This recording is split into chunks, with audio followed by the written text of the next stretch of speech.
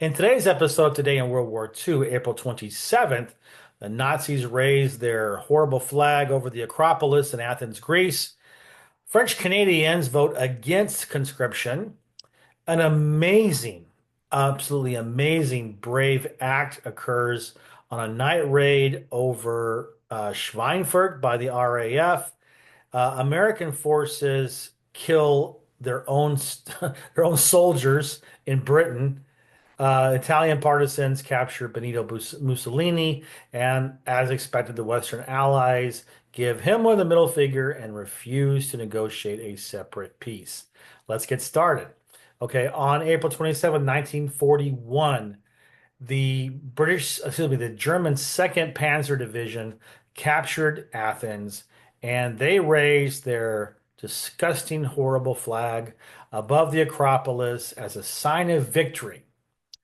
They also captured a huge amount of fuel, ammunition, and heavy vehicles that the British had left in their haste to evacuate. And the Germans did allow the Greek officers, they could surrender, leave, keep their sidearms, and that they would be able to stay at home and not be interred as prisoners of war, which was interesting. I don't know if they did that with anybody else in the war. On April 27, 1942, very interesting result of there was a referendum done in Canada about whether conscription should be held or not, the draft, right?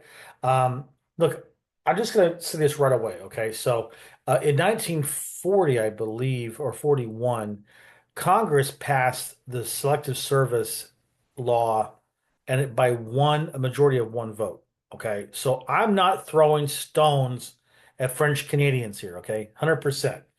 I find it humorous that in this referendum, they call it a plebiscite in Canada, 65% of the population voted in favor of conscription, but Quebec, right?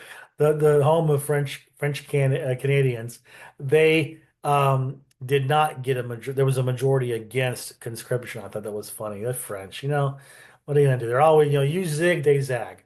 On April 27, 1944, an extremely brave event happened above Schweinfurt during a night raid by the RAF.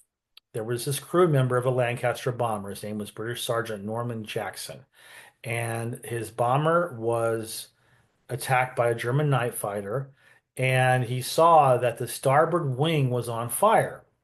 So he's got his parachute on, so he climbs out on the wing to try to with a fire extinguisher and tries to put out the fire. Uh, Imagine this. You're going 200 miles an hour. You're 20,000 feet high. You're holding on to the wing with one hand, and you got a fire extinguisher on the other hand, and you're trying to put out a fire, right? Well, surprisingly, the wind, the blast going, over the wing didn't throw him off, but the night fighter returned to attack again, and that blew him off the wing, and he, was tumbled into the night sky. But luckily, of course, he got a parachute, so he was able to uh, survive. And of course, he was captured.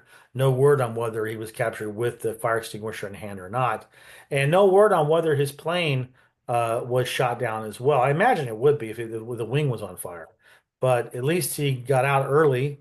If you think about it, right? Uh, on April 27, 1944, very tragic event happened. American forces, they were conducting a practice amphibious assault in Devonshire, England, and the Americans were using live fire to simulate German artillery fire coming down on them during the actual invasion. And these troops were slated to land on Utah Beach. The irony here is that 400 American soldiers were killed in this live fire exercise because those shells came down right as the second wave was landing.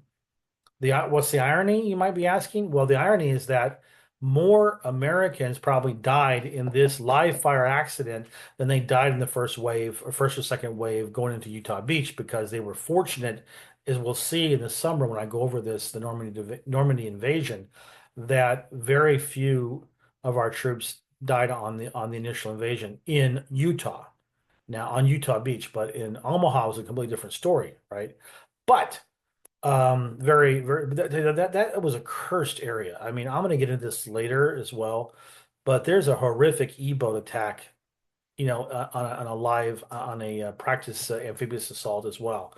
So, we'll cover that later, but not a good place for these Americans who were fated to go into Utah Beach. They were more, like I said, it was more dangerous to do the preparation than actually invading Normandy. On April 27, 1945, Italian partisans captured Benito Mussolini and his mistress. And if you want to look and see an Italian reenactment of slaughtering a hog, then you should, Google Benito Mussolini hanged, and you'll see that he has a very distinct similarity to what a hog looks like when its hind legs are tied and it's lifted up and it's hanging upside down. Mussolini and a slaughtered hog. Similarities? Are they first cousins? You be the judge. And finally, on April 27, 1945, Himmler was desperately trying to unilaterally negotiate a separate peace between the Western Allies and uh, the Nazi regime. It was never going to work. If you remember a few days ago, a week ago or so ago, he was trying to work with a Swedish diplomat, Bernadette